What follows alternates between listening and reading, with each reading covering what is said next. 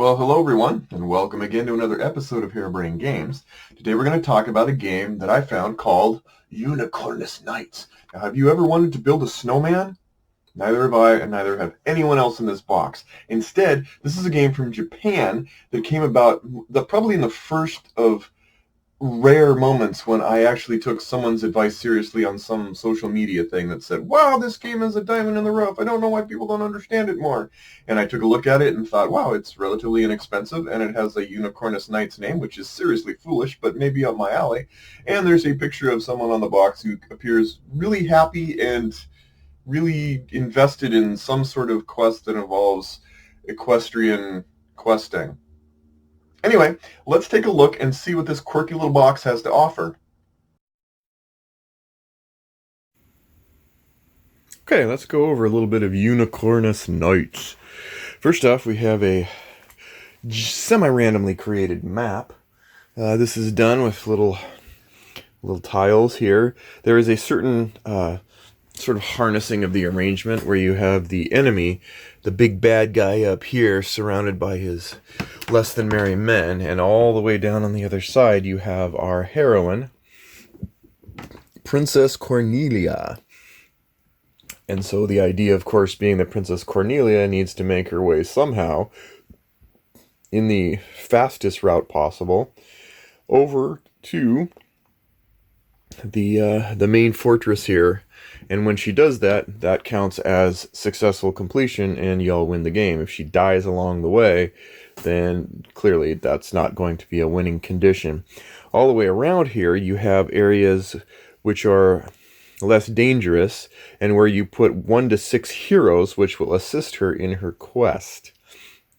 Now in these, you'll see that in a 3-player game, I have this hero, and this hero. And so in a 3-player game, these will be a little less used, a little populated. But in the other areas which have danger, you will see that there are additional units, and there are Empire characters that all play a different role, all surrounded. You'll see just a variety of different surrounding units, and because this area is generated differently each time, you will find a different pathway each time to strategize and consider how best to assist the princess in her role for world domination. Now, each of these characters has its own corresponding character card. You will notice that each of these comes with health and I think attack power, and the character power. Each character has a different power, and then an ally power. For if this happens to become an ally, then it has a different set of powers or that can be used, and it's defensive, meaning that it never moves. So you would have to actually initiate combat with it, not the other way around. And some of these are aggressive, which means that if you're anywhere near their area, they will start hunting you down. And then the normal units will only really look if you're nearby, like right next to them. And each of these has a special ability, special powers, all uniquely different in a variety of ways. As players, you get your character card. I have Annalie, the young strategist. She has an interesting perspective. She sucks at combat, but she's a strategist, which means she doesn't suck at the idea of combat. So she has attack and defense values that are a little bit lackluster, but she adds 2 battle dice to each kingdom character in a battle adjacent to her, which means that she can add basically your classic support role. And you can also send resources to them without using an action, so not a bad deal if you get her positioned correctly. And resources, these are what you use to move. Then we have Zin, that's our shrewd general. He'll be next. He actually has some good combat, both offense and defense, and he gets extra actions. And finally we have our fair friend Master Josephine. She is markedly not good at combat, except that she's really good at defending herself, and she just has a bunch of resources she gets at the start of her turn, which means that she too will act in a support role. Very interesting. 4 health points and 4 units, so she can have up to 4 units accompanying her. Oh, well, already we have people leaving the fight. All right, and then everybody gets a card. These tactics, these special support cards, and they do a variety of different things. They can be used at any time in your turn, and they give you different things. Finally, we have the princess herself. Now, she is not directly controlled, except I lie. You have one version of her that lets the players choose how she actually moves in the world, but the other three, the more serious three versions of this princess, mean that she runs on her own, and it's up to you to anticipate and pave the way for her. She has a markedly different combat style, and when she dies, well, that's it. Beyond that, we have just a variety of little pieces. We have the units, 1s and 3s, for strength, for resources, health, and dice. We have events. Each round an event card will be flipped over and will do some sort of effect in the game. And fate. Now these are the weird parts. If you are close to an enemy, the first time you get close to an enemy within the same area or in an area nearby, you get a fate card that connects the two of you. And for example, in this one, if you do battle with this character, after the battle, they become your allies. So no matter what happens, you keep this card and join it to the bad guy to the good guy, and you join them up, and then when combat happens between the two, then they become an ally, and they have special ally abilities. So that's a little quirky, and it's a little trickier to explain. And of course, finally, you get the manual. And this is the manual. It's what it is. We'll talk about it later. Some interesting stuff, some less interesting stuff. There you go. Well, let's go over a turn and see how it goes. Okay, round 1. We're going to deal with Master Josephine. We'll let her go first. Now, she has opportunities. She has 10 resources. She has a fate card, and she's ready to rumble in some way. She's not a good frontline defense card, but she can help others. Looking at our roll, we see that the princess here needs to get all the way over to the end, but notice in the middle how precarious and treacherous the conditions are. There's a lot of enemies to fight. There's a lot of mountains to climb, and that's going to put her in a position, and it's okay. You might want her to go slowly so that you have time to clear out some bad guys. That said, because we are using the tactician version, we could also make it a little easier by trying to have her steer around this area of the map to make it easier and maybe avoid some of the conflicts that might cost her her life and the game. So, knowing that, we have to look and say, what should our dear hero do? And in this case, I believe she should support the frontline character here, so that as Cornelia makes her way over, we have outfitted our biggest and most baddest character to have enough resources and supplies. So we're going to move. We have actions we can do. On every turn, a player has a choice of doing one of 5 things. They can recruit units if they're in an area that lets them. They can collect resources if there's an area that gives them more, great. If not, they just get 1. And they get to move if they have the resources to move, or they can send supplies to friendlies in adjacent areas. Or draw a destiny card. We're not going to worry about that now. So, let's do this. We need her to help him. We're going to do that with special stuff. So we're going to first off look and go, well, there's resources. I think I'm going to spend the first of 5 actions on a 3-player game. Every character gets 5 actions. I'm going to use this to collect resources. So I'm going to give, look at that, 5 resources. So 3, and then I'm going to add 2 more, 4, 5. I have now given 5 resources. 3, 4, 5. That's great. That's probably more than she needs, but it might be helpful for him. Now I have 4 actions. What am I going to do now? Do I recruit? I don't think so, because if I recruit, it's going to cost more to move. That's one of the ingenious principles here, is that the more units you have that you command, the more costly it is to move them. Sort of a, hey, large armies are harder to move around than small armies.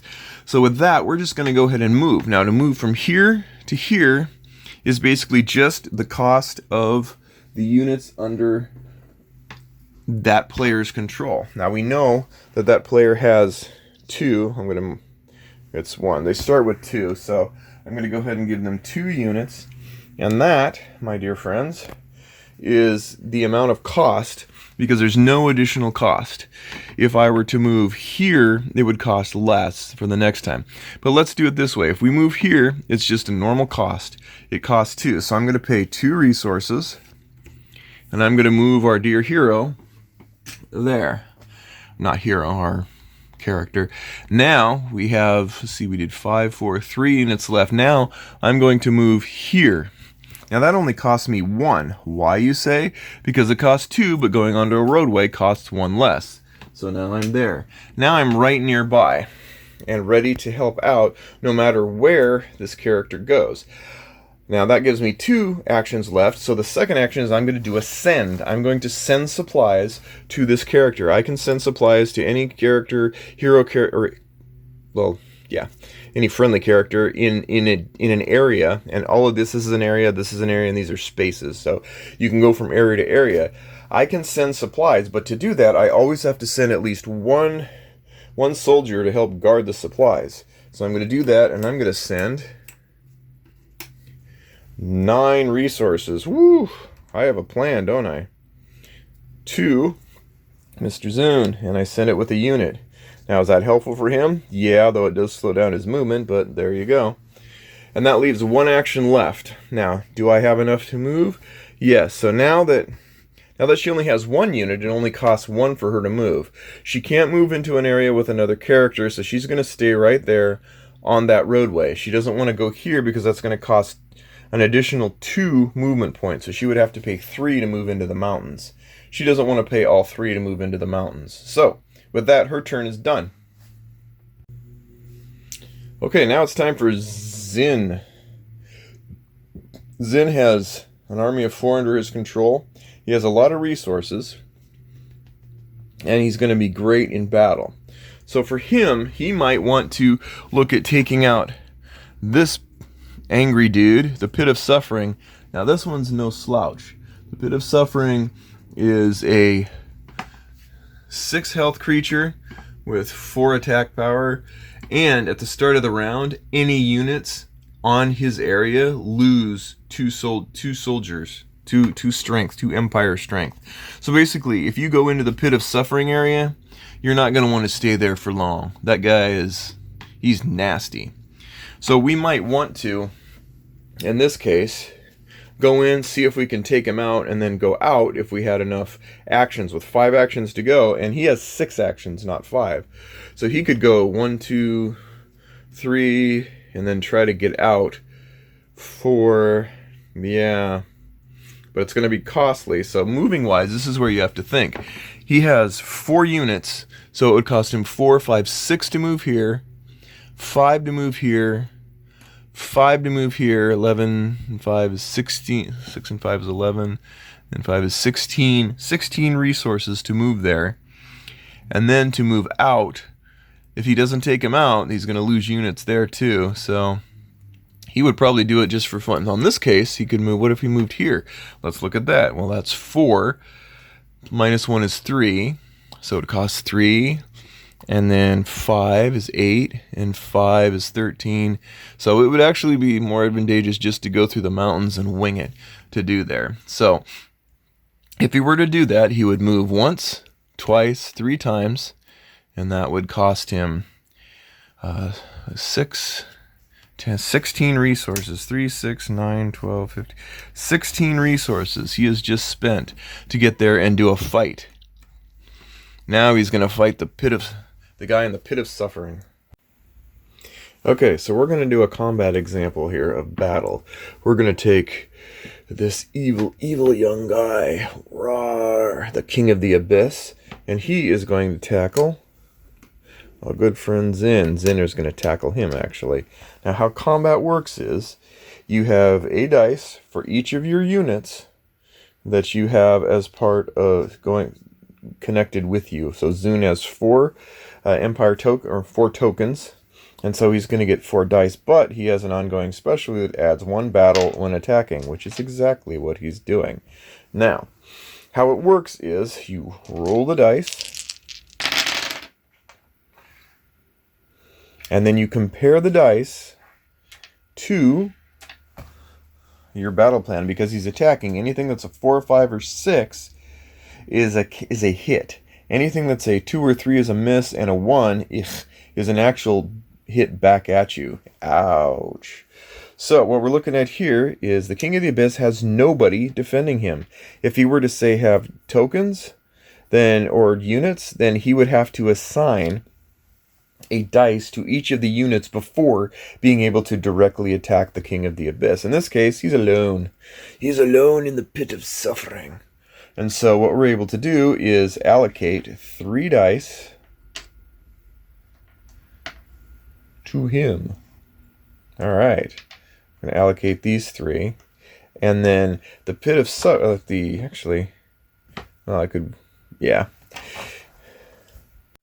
Actually, we're going to assign all 5 dice to him. Why? Because now that we've assigned dice to him, we look at his power to hit us back, and that is always the amount of Empire tokens value he has, which is 0 here, plus his attack power of 4. But because we've assigned more dice, then we don't take damage, but he's going to take 3 damage. So we're going to put 3 damage here. Not enough to kill him, but enough to make a mark. And then he goes back. And because we weren't able to completely destroy him, we need to move back to this area here. And that is the end of that phase of combat for that turn. Now, if we had more movement, we could continue to go back and attack again. We don't. Now, this puts Zin in a precarious position because remember his special ability at the start of a round, all units on this area lose 2 of their army tokens or unit tokens, and so that's not the best outcome for him. I didn't think it was, but it was at least an example of battle to show you. And that's really how the game goes. We could get into other turns. We know that Annalie would be next, and her best choice of action, and I won't go through a whole turn for her, would be to perhaps move in a way that would allow her to support the princess. Because once everyone's done with their turn, then we move the princess, and with the tactician ability, which you'll notice lets us move however we please, we probably will want to move her a little bit this way as far as possible, and keeping her sort of out of the way. Because once the princess moves, and honestly she's going to move, if it wasn't for the tactician, she would be moving to the closest location. She would be finding her way up somehow, some way, and we would have to find ways to run interference and attack, or at least whittle down forces wherever we went. That's kind of how that goes, because when it's the enemy's turn, then the enemies all move, and they do all their everything's sort of simultaneous with them. So they would be moving and they would be attacking in tandem. So I think so I'm not explaining that one well. Okay, so the last we have Annalie. We're not going to go over anything with her specific turn because I've already gone on a little bit too long. This is just a sample of gameplay, or at least an idea of how to play, not a full playthrough. But she would generally probably be trying to move over to help out, because once everybody takes their turn, then it's the princess's time to move. And left to her own devices, she will try to take the least expensive path up to the stronghold. And it would be everyone's job to sort of keep in mind, or at least keep aware, to be able to provide her resources that she need to run interference. These are all things that she would do on her turn, because she is also a timer, not just a princess. After 10 rounds, if she hasn't made it to that top area, she would then consider the game a loss, as would we all. And if she dies, of course, that is also a loss. And then the enemies move after the princess step. Then the enemies move, and they are considered to act at the same time. So they would move, and you should probably just go in order of left to right to moving them. And then if there's any area when they need to attack, they will. For example, what if the princess was here? If she managed to be there, well, then when it's time, you'd go through and say, okay, he doesn't. I think he's defensive. No, he doesn't do it unless you're in his area. He's not going to go after you. But this unit will, because it's right. It's a normal unit, but anything next to it, it will go in, and then we know that we have an attack phase there. However, there are other units that are considered aggressive, and if you're nearby, they will just simply move over to you. And so we shift the board, we move all the pieces around, and then once everything's moved, and we look to see where there are potential battle points, and then do the battle. And after that, we end the round. Nothing special goes on there, really. We just the princess card moves to the next person to be able to control, and then we just keep going, and that goes until something happens, either a win or a loss with this game. We also didn't go over the events, so like I said, an example of an event: at the start of each round, the princess moves one space without cost. That can be a mixed blessing if you don't want her to try and outrun you, but at the same time, it would be, well, yeah, it could be advantageous or disadvantageous. It's hard to tell with events these days. And that's an example. It's not by any means complete. There are a couple of run-throughs already on the internet that might help you understand the game in a little more detail. I haven't seen any that have shown just a real solid playthrough, but at least there's enough of an idea to understand what this game is and whether or not it's something that you might enjoy. So let's get into my final thoughts on Unicornus Knights. All right, Unicornus Knights. Big in Japan. Big in Japan. Okay, let's talk about the cons, because I always talk about the cons. First off, this game is hampered fairly severely initially by a porous rulebook that covers some things, inadequate detail, and other things just not well enough. There is an improved rulebook in later versions and on the web from the website that still leaves some lingering questions. AEG has answered some of those questions. They're not delinquent, but at the same time they're not active in addressing dangling questions and such. The rulebook is stylish and it's creative, and as a story, it's great. As a thoroughly organized source of information, though, it leaves a lot to be desired. Also, there's more than a trivial amount of upkeep, so you're going to be spending some time updating game state during your turns, especially if you're playing it with lesser player counts. It's not bad, actually. It's just the first time to expect to have to kind of like read through and understand which ones move, which ones don't, etc., etc.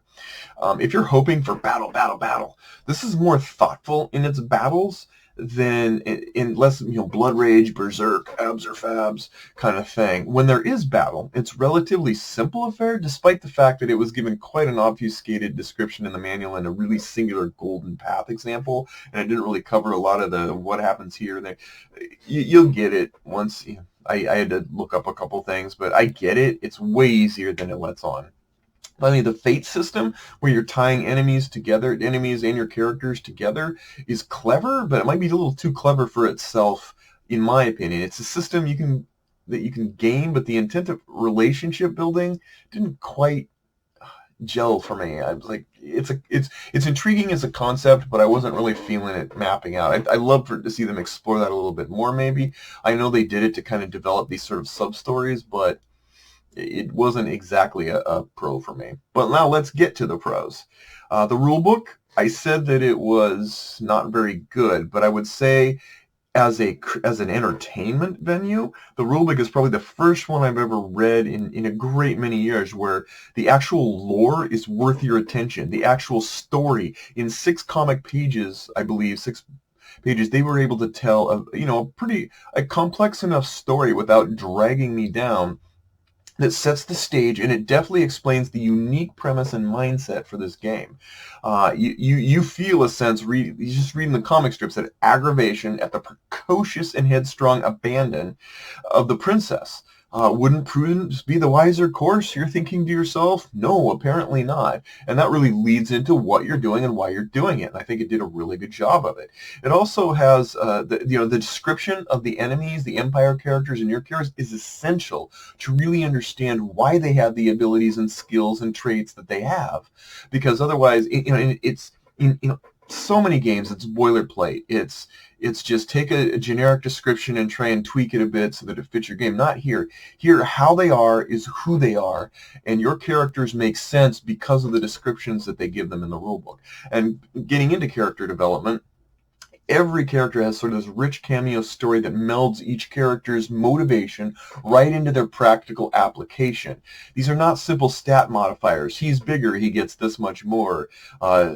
He's faster, he gets that much more speed. No, this is not how it works. They are distinct in a way that I haven't seen since BattleCon War of Endings, which was this street fighting game that offered such a unique each character was so unique, and I feel the same way here. It leaves you remembering the characters, remembering what they do and don't, and knowing that the story you read about them, or what what you see and hear and read about them, maps exactly to what you expect for the special abilities and game-changing elements that they provide.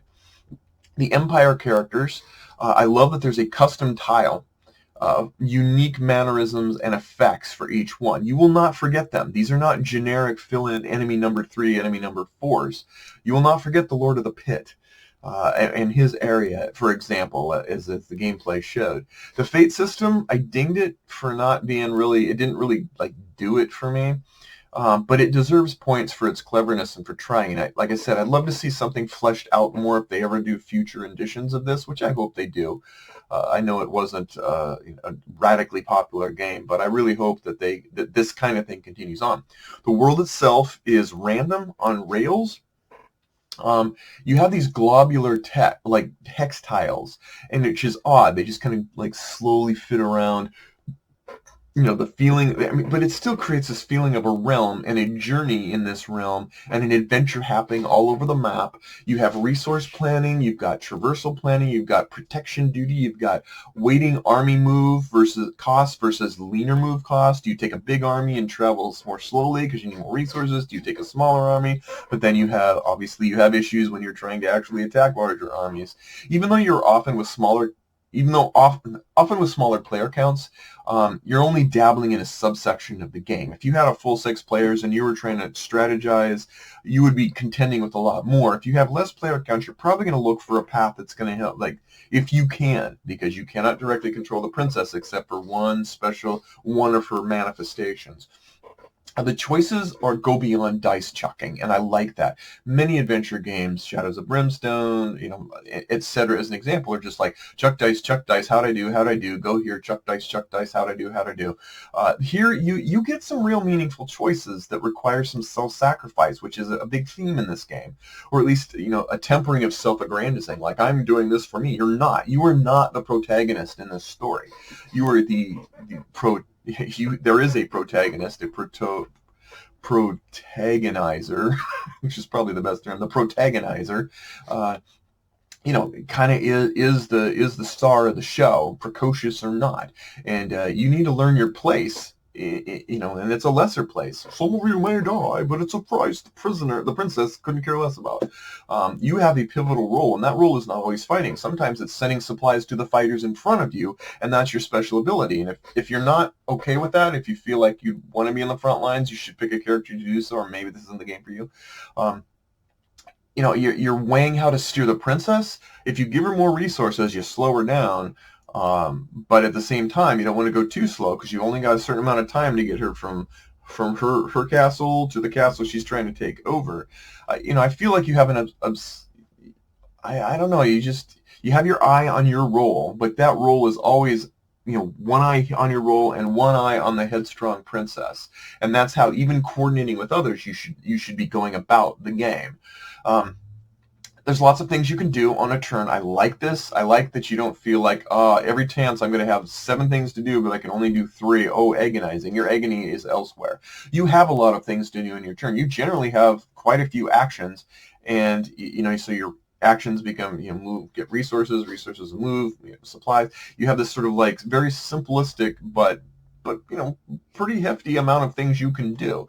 You're not just 1 or 2 turns of eking out things. This isn't, for example, Mage Knight or others, where just moving a space is painful. Some are, because if you move into the mountains, it's going to cost resources. You're going to, maybe have a crew can I have some resources? I need to get through these mountains to take this on, to knock out this Empire character that's going to be right in the way of the princess. That's a wonderful opportunity to kind of strategize with the group. The things that matter: stocking supplies. There are powerful cards that you get, these extra cards that you can have. They're very powerful. They oftentimes do a lot of cool stuff, give you extra actions, which are golden. Um, I feel like I had a substantial opportunity for each character being played to affect the world on my turn. And there is a need for that because there's a lot of stuff going on in the world. So you need to do a lot of things to affect the fact that a lot of things could happen. But you don't feel hamstrung down to just a few agonizing choices knowing that everything is collapsing on you and stuff. You do feel like you can do a lot on your turn. The group coordination and the planning is super fun because, like I said, like, hey, I'm not here to fight a battle, but I can defend myself fine. But if I move over here, I can prepare you to go in and do some battling. And then on the other, there's this sort of like I said, it's self-sacrificing. And there's lots of opportunities to strategize and weave through this sort of puzzle-like journey that always that you have to contend with. Wrenches thrown into the works. There are events that sort of change things up, and that complicates things too. So you're really not. I'm never bored. I was not bored playing this game at all, using any of my characters, as long as I was willing to understand that I'm not the star of the show in this game. You're never out of it. I don't feel like you're ever out of it. You sacrifice yourself, and if things go awry, you can pop right back in as another character. So it's the only thing is keep the talent happy. Your princess can't die, and that's the thing that you motivate on. But yeah, you can self-sacrifice left and right if you need to, with not too terrible consequences, but still you don't necessarily want to just throw everyone to the wind, but you might have to, because again, you're not the star of the show. And the princess is no slouch either. I mean, whatever battle she's in, she's going to kill anything she faces. It's just a matter of how much damage she's going to take in the process, and that can be leveraged too. Like, hey, I'm going to go take you out, and you might hit me for damage, me the princess, but whatever she fights, she takes out. So that there makes her not the slightest bit of a slouch. So anyway, in summary, this game was recommended by a Facebook group, and I'm always looking for diamonds in the rough, and oftentimes that means I end up with shiny-looking roughage. And so I do tend to be careful, but there was something about this game as I was looking at it, and the unique artwork. Yeah, there are a couple scantily clad women for those who kind of like shy away from that, and I mean that's where black ink marker comes in handy. But this isn't a game where I could see why the manual could turn people off, and I do understand that there's a lot going on here, but this has some dings on its character, but it has a lot of merit too. It does some things that, while being given less than a blockbuster reception, I think make it deserve to be at least considered for people, especially at its low price point right now. It really hits the adventure feeling that I miss in some of its contemporaries that are more popular. Runebound 3rd Edition is an example of a game that I really love. I love the adventuring. I love going through it. I don't necessarily love how the ending, how you kind of funnel down into one battle no matter what happens.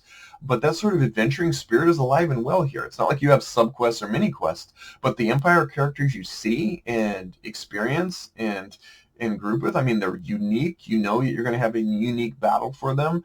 You know that as you're making your way through, you kind of like weave through this world, hex by hex, and get into a situation where you set yourself up to be defensively safe or to go out to take offensive risks.